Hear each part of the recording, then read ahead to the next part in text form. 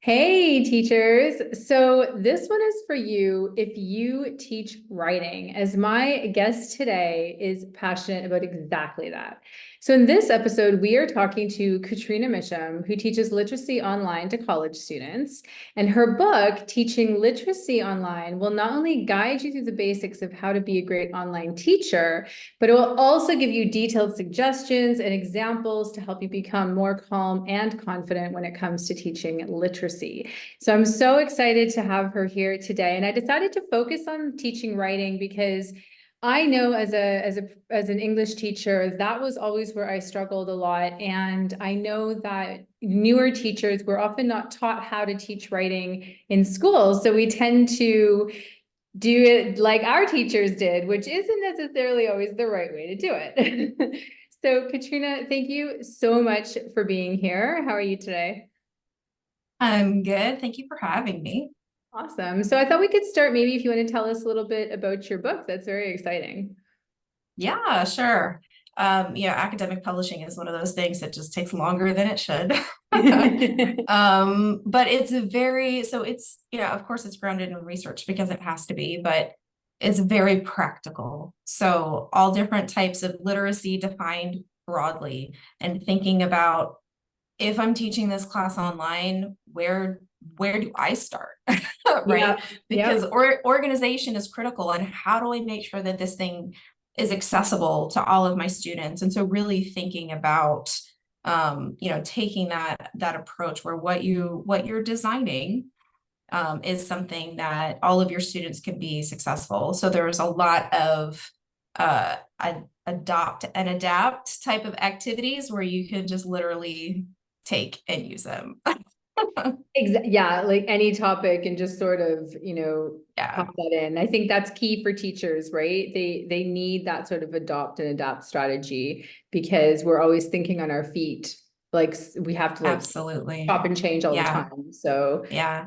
And if you don't have those practical strategies, then you're not going to do it, or you're going to burn out really fast. yeah, Right? yeah. It's all about taking small steps toward making your course something that's fantastic. Absolutely, absolutely. And I think like figuring out what works for you, what you're comfortable with teaching and working on, and especially now is like so many teachers are actually going online, because there are a lot more online schools opening up all over, like around the world. I know Mhm. in South Africa they're quite popular. So with regards to that, like in teaching writing, because teachers are often very unsure when it comes to teaching writing, and I think that can sometimes, translate to the kids. They tend to pick up on that.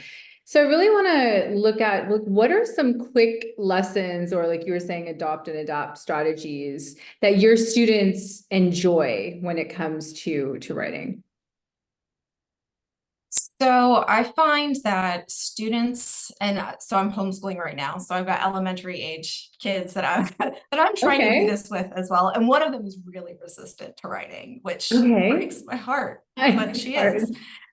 Um, but ownership, right? So ownership over what they're writing and embracing the way that they write. And that's not going to be perfect. yeah. Even for adults, right? But giving this space to write about things that matter to them, and having an approach where, like, let's just get it out of your head and onto paper. And that's a really good first step in making them comfortable with sharing that really good first step. Because I think that's another, so I tend to see it on the other end of the spectrum where Mhm. folks don't want to share drafts. They don't want to share things that they don't feel are, like, quote unquote polished, Yeah. because they're afraid to. And so I think, as opposed to like quick lessons, I think creating the space at any age for students to really embrace it and love it from their own, like, empowered like, yes, I'm a writer, even if I'm not writing in an exact way that you want me to, is a really good strategy. And what would something like that look like creating the space? Is it more about giving them, like when you say, okay, let me start here. When you say giving them ownership, I'm, I would assume that is like moving away from the fact is like, okay, you're an ice cream cone. You need to write a story as though you're an ice cream cone, but I've never been an ice cream cone, so I'm not sure where to start. Is it a matter of getting them to simply write about what they know best? Or is like, what kind of prompts would you sort of give them? Or how would you start a lesson like that? Yeah, so we'll stick with the ice cream cone. Instead of saying, write like you're an ice cream cone, pick your favorite dessert. Okay. Right, like you're your favorite dessert, right? So that sort of creates a bridge from experience they have to like maybe they're lactose intolerant and haven't ever and don't eat ice cream cones, right? So, but making that bridge between the experiences that they have and have had to the thing that you want them to, think about critically, Right. is, I guess, is what I mean by like creating that space for them to really see those connections between themselves and the writing that you do eventually want them to do. Okay, I see what you're saying. So I think also maybe then giving the student freedom to be like, but I'm not a fan of ice cream, so could I try this? And then, as the teacher being like, yeah, of course, you can absolutely try that. And then, or even giving your more advanced students, okay, you try from the point of view of the ice cream cone, but you're maybe less abled students being like, okay, tell me about a time when you had your favorite dessert and what it was like. I want you to just describe it, right? And just getting them confident with making small milestones Right, in their own writing right. to gain that I would confidence. even take your advanced student option a step further, right? Yeah. So write it from the perspective of an ice cream cone, of an ice cream cone, and then also write a story from the perspective of a brownie, right? Like, so giving them different perspectives to then think about as they're writing. And then I think, by expanding your dessert palette, Yeah. I Metaphor. think Go it for also, yeah, exactly. We're just gonna run with this. it.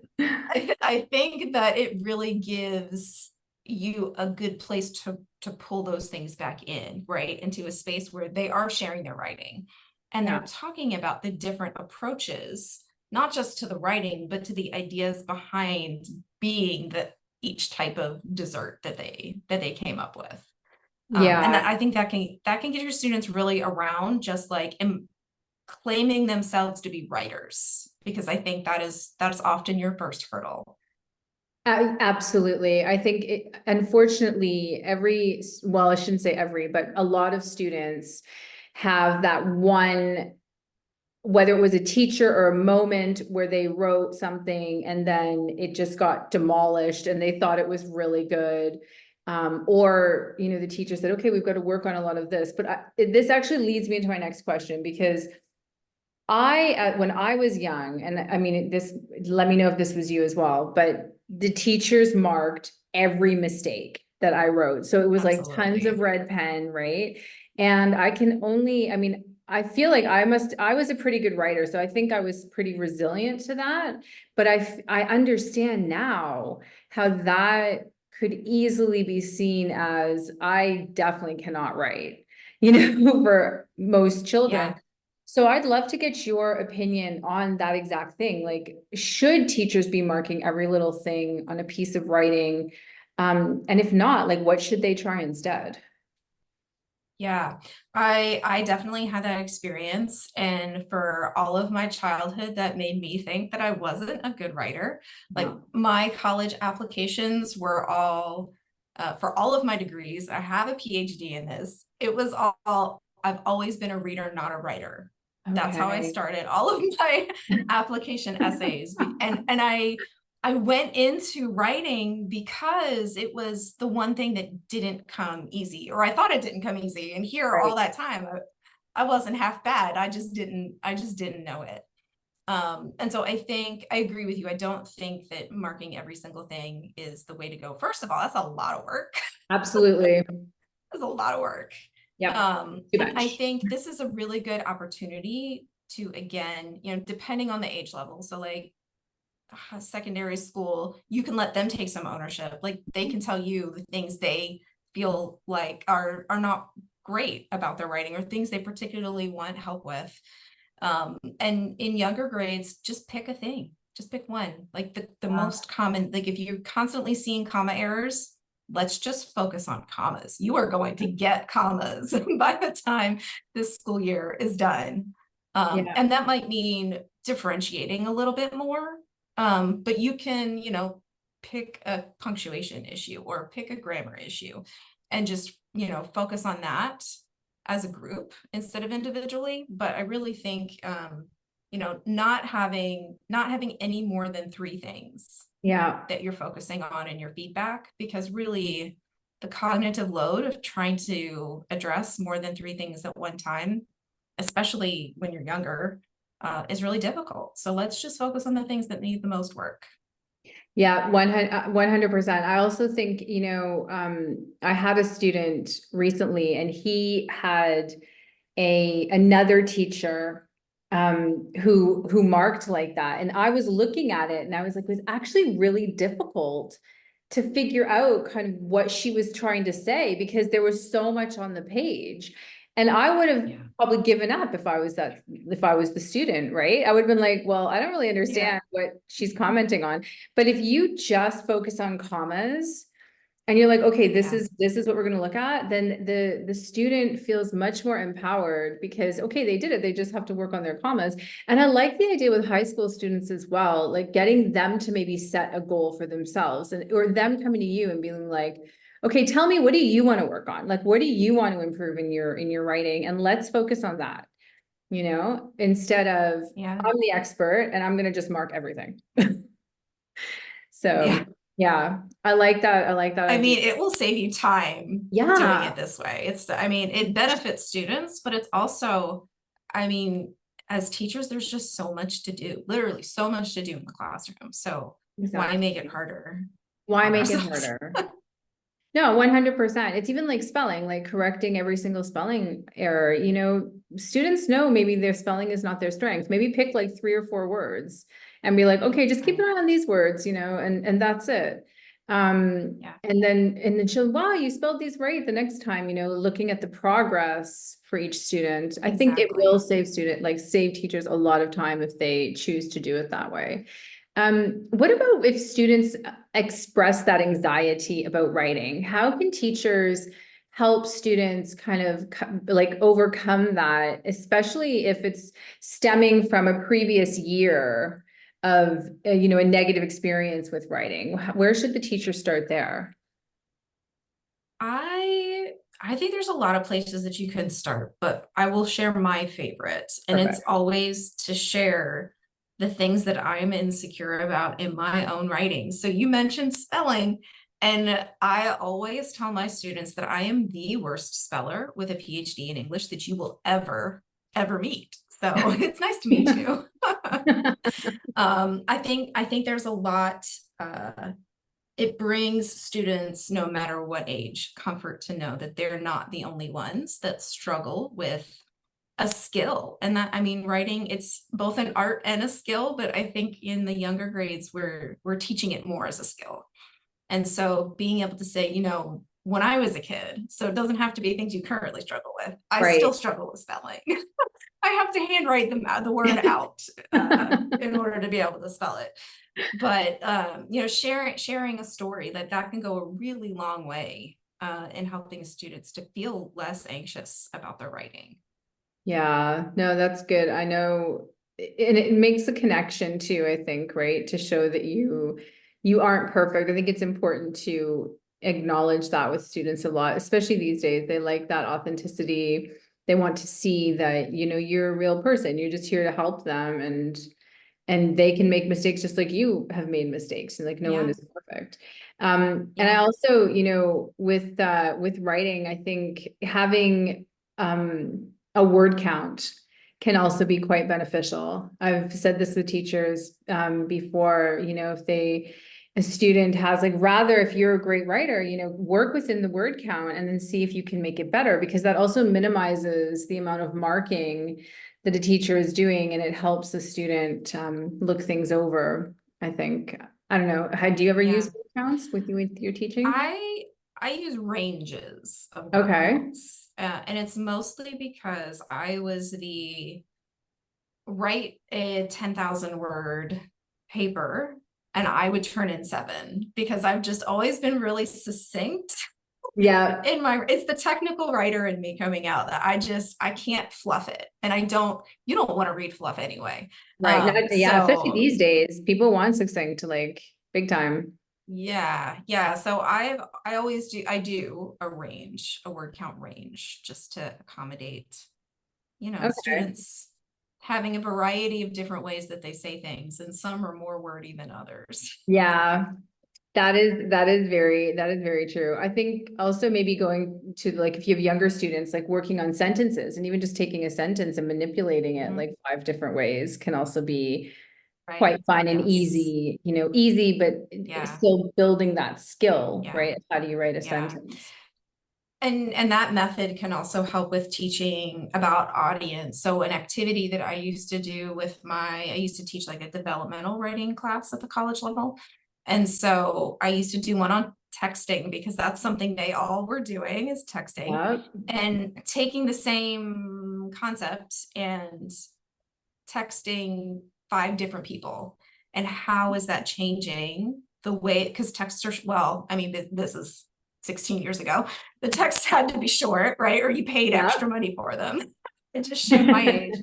um but I mean, it's the same idea, right? If you have a sentence, let's think about who might want more information. Does it matter to them what color the dog is, or how big the dog is, or why would that matter? So it can really help you start to bring in other aspects of communication that go along with writing, that I think don't often get a whole lot of attention, especially at the younger grades. Yeah, that's a really good point because even like, a tweet on like, well, X, formerly Twitter, Yeah. right? You had to have it within a Mhm. specific amount of characters. So I love that idea of using it to look at audience and even, changing the words in a sentence to create atmosphere, like different atmospheres, different tones. I think you could do a lot with it.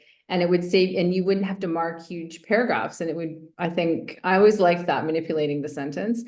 Are there any specific websites that you would recommend for teachers that have helped you like with teaching writing or that you've found in the past? Um, Websites. That one's a hard one because it just really depends. I have always found NCTE, which is the National Council of the Teachers of English, that's in the US. That's always been a really good place to get across the board, K through Okay. college. So it's a national organization. They have all kinds of resources and people coming together, and they have a big conference in November that's really fantastic. Um, Any YouTube I videos that you like or any YouTube people that you follow? No one in particular, but I do have a handful. They're mostly geared toward adults because they're ones that I'll share with Right. my students, but like very quick and easy punctuation and grammar things. I can share those if you want me to send you the links that you could put it so Yeah, that you I can would share love those. that. Absolutely. Absolutely. Yeah, I can gather those up. I also really like so in the US, the government has a website called Okay. plainlanguage.gov, and it really talks about the importance of making our language accessible Okay. to a variety of different people. And sometimes that means not adding the fluff, right? Right. Making the words that we're using simpler. Yeah. And thinking about who our audience is, and whether or not, that is an important piece of doing the writing. And I think understanding that as a teacher can do 2 things. One, help us with our instructions, Yes. because then you get True. less questions about those written instructions. But 2, also help students think about their language choices, even from a young age, thinking Yeah. about the words that you're using and who are you trying to talk to. Nice. Um, so I think those are probably the Yeah, no, ones that's great. I wrote them down so we can put them in the notes for sure. Because I haven't heard of those, so I'll definitely have a look. Where is the best place? Are you online much at all? Or if people wanted to find out more about your book or anything, where could they contact you? I am. I have a website, cmlearningdesign.com, and I spend most of my social time on LinkedIn. Okay. So you could find me on LinkedIn. Okay, I'm perfect. pretty sure I'm the only Catrina with a C Mitchum on on Okay. LinkedIn. Awesome. No, we'll write that down for sure. And with regards to like professional or personal development, any books that you like that you recommend? So this one's gonna sound funny, but it's called Burnout. Okay. Tell me a little bit more about Um, and that. and I think like I recommend that one because I read it a few years ago, and it helped me at a time when I was just it was so much. There was just so much to do, as it was during the pandemic. So there Mm. was so much to do as a teacher. I was also supporting 152 other faculty members at my Wow. institution. And so it was it was a good way, or it helped me to think about like, what boundaries am I setting?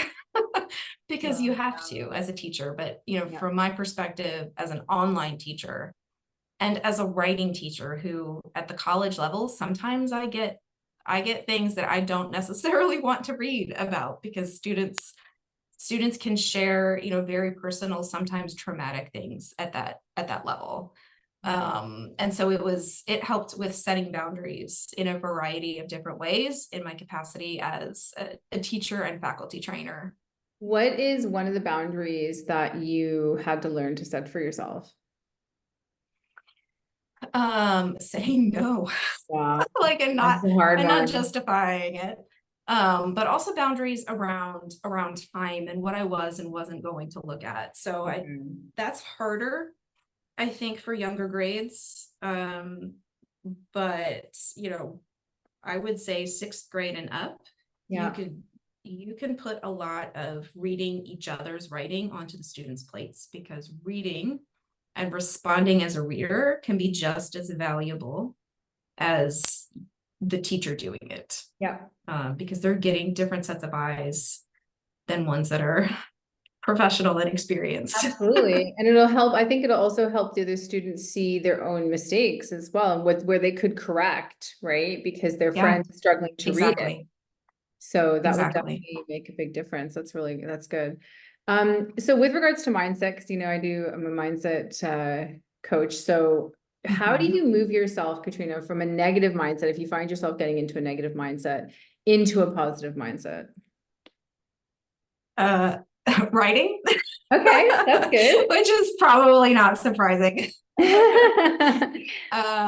Like Yeah, I journaling, mean, you'd say, sometimes or do you write like writing poetry or writing non like fiction or any specific writing? it depends. So sometimes I vent about it on LinkedIn, not like personal negative mindset things, but when I'm seeing things that I'm a learning designer. And Right. so when I see things that swanky marketing that's covering up a really terrible course, like that's a trigger. That's a trigger for Oh, me. And sometimes it can get like, it can make me think, why am I doing this? Right. And right. so sometimes putting that out in a professional way on social media helps. Also, yeah, I guess journaling in a more, depends on what's negative going on. Yeah, for sure. Um, and then also just moving. I exercise helps a lot, and it's something I had stopped doing for a long time because I just didn't have the time with doing all of the teaching and all of the training and all of that stuff. And so if you haven't been, or if that's something you let drop off as a teacher, Mm, that's something really important, I think, to bring back in, because I agree. sometimes you just need to release, and the exercise is one of the best ways to do that. Yeah, 100%. I go for a run with a friend of mine who's a teacher, and she really like values that time because Yeah. she can talk through problems with me while we're running, and I was a teacher, Hmm. so I can give her like, like concrete Yeah. advice. So it's really, Yeah. and we both feel so much better after. So Yeah. would you also say like writing, like if things get really chaotic, what's your go-to for trying to stay calm? Do you have any specific breath work, or if like someone's like there's a technical issue while you're teaching, how do you stay calm? So I am like an early adopter with technology. So if there is a technical issue, I always just say thank you for playing, which makes everybody laugh. And Okay. then I feel better about it immediately. So I use humor a lot It's in, good. situations where things feel chaotic, because sometimes if I'm not laughing, I'm crying, right? But I also really like block breathing, as like that's the breathing method that helps me. In my online classes, because I teach adults, right? So they Right. have kids, they have full-time jobs, sometimes they have aging parents, the list goes on. I actually have like a set of, I call them refocusing activities, and it's optional, but it's 1 to 2 minute. Sometimes it's just like grounding your feet, sometimes it's doing breath work, sometimes whatever it is, it's like a list. Yeah. Because students can have the same problem when things are chaotic and there's something specific they need to focus on in the time that they have to focus on it. And I find it's really good for task switching too, Yep. even if it's not chaotic. Switching tasks sometimes, like just the pause and moving on, That's a great is idea. I love helpful. that, having like a list, sort of a list of things you can use in that moment. That's Yeah. yeah, I love that. And Katrina, what 3 things are you grateful for today? I am grateful that I am adjuncting now. And so I'm only part-time teaching because I love teaching. But it means I get to be here with you. Yeah, amazing. I am grateful that I get to homeschool my kids, because we're taking off for the afternoon and we're gonna go jump in puddles. Perfect. Oh, wow. And Exciting. the book has been out for 2 weeks, but it's something I'm still really grateful is off my plate. Yeah, it's a lot to I write don't have the about. exactly. I'm still feeling that sense of relief. And Yeah. I'm grateful for that. Well, I'm just really grateful, Katrina, that you came on the show today, and I really appreciate what you're doing, for all of the adults out there with their literacy, and all the advice you gave me and the listeners today with regards to writing. I know it's so valuable, and I just really wish you so much success and prosperity moving forward, especially with the book. We're going to put the link in the notes, and yeah, it's very, very exciting. So thank you again so much. Thank you so much for having me. This was a lot of fun.